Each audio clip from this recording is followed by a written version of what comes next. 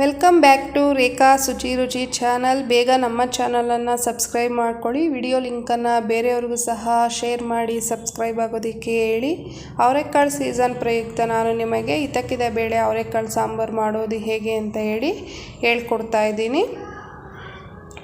ಸುಮಾರು ಅರ್ಧ kgಯಷ್ಟು ಇತಕ್ಕಿದ ಬೇಳೆಯನ್ನು ನಾನು ತೊಗೊಂಡಿದ್ದೀನಿ. 4 to 5 hours ನೀರಲ್ಲಿ ನೆನೆ ಹಾಕಿ ಇತಕ್ಕಿ ರೆಡಿ ಮಾಡ್ಕೊಂಡಿರೋಂತಹ ಬೇಳೆ.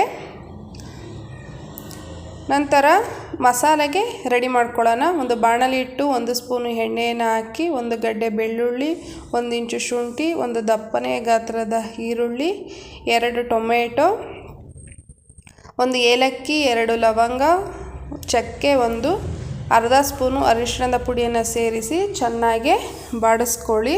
ಈ ಥರ ಬಾಡಿಸಿ ಹಾಕೋದ್ರಿಂದ ಟೇಸ್ಟ್ ತುಂಬಾ ಚೆನ್ನಾಗಿ ಬರುತ್ತೆ ಈ ಒಂದು ಸಾಂಬಾರಿಗೆ.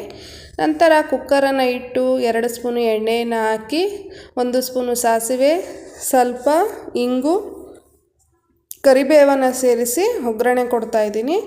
ಇತಕ್ಕಿದ ಬೇಳೆಯನ್ನು ಸೇರಿಸ್ತಾ ಇದ್ದೀನಿ ಒಗ್ಗರಣೆಗೆ. 1 ಆಲೂಗಡ್ಡೆಯನ್ನು ಬಳಸ್ಕೊತಾ ಇದ್ದೀನಿ ನಾನು. 1 ಸ್ಪೂನಷ್ಟು ಕಲ್ಲುಪ್ಪು, ಅರ್ಧ ಸ್ಪೂನು ಅರಿಶಿಣದ ಪುಡಿಯನ್ನು ಹಾಕಿ ಮಿಕ್ಸ್ ಕೊಟ್ಟು 5 ನಿಮಿಷ ಒಗ್ಗರಣೆಯಲ್ಲೇ ಬೇಳೆ ಬೇಯೋದಕ್ಕೆ ಬಿಡಿ.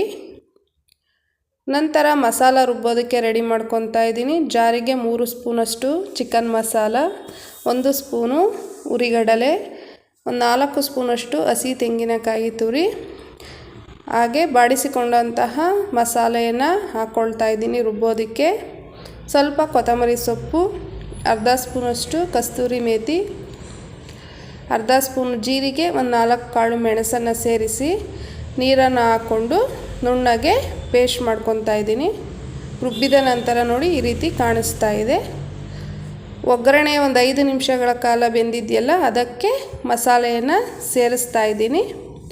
ನೀರನ್ನು ನೋಡಿ ಹಾಕ್ಕೊಳ್ಳಿ. ತೀರಾ ತೆಳ್ಳಗೂ ಇರಬಾರ್ದು ಈ ಸಾಂಬಾರು, ಗಟ್ಟಿನೂ ಇರಬಾರ್ದು. ಮೀಡಿಯಮ್ ಹದದಲ್ಲಿದ್ದರೆ ತಿನ್ನೋದಕ್ಕೆ ಚೆನ್ನಾಗಿರುತ್ತೆ. ಮತ್ತೊಂದು ಸಲ ನೀವು ಕುದಿಸಿದಾಗ ಇದು ಗಟ್ಟಿ ಬರುತ್ತೆ ಸಾಂಬಾರು. ಹಾಗಾಗಿ ಮಾಡ್ಕೊಳ್ಳುವಾಗಲೇ ನೀವು ಸ್ವಲ್ಪ ಮೀಡಿಯಮ್ ಹದದಲ್ಲಿ ಮಾಡ್ಕೊಳ್ಳಿ. ಈ ಒಂದು ಹದದಲ್ಲಿದ್ದರೆ ತಿನ್ನೋದಕ್ಕೆ ಸಾಂಬಾರು ತುಂಬಾ ಚೆನ್ನಾಗಿರುತ್ತೆ. 2 ವಿಸಲ್ ಕೂಗಿಸ್ಕೊಂಡ್ರೆ ಸಾಕು.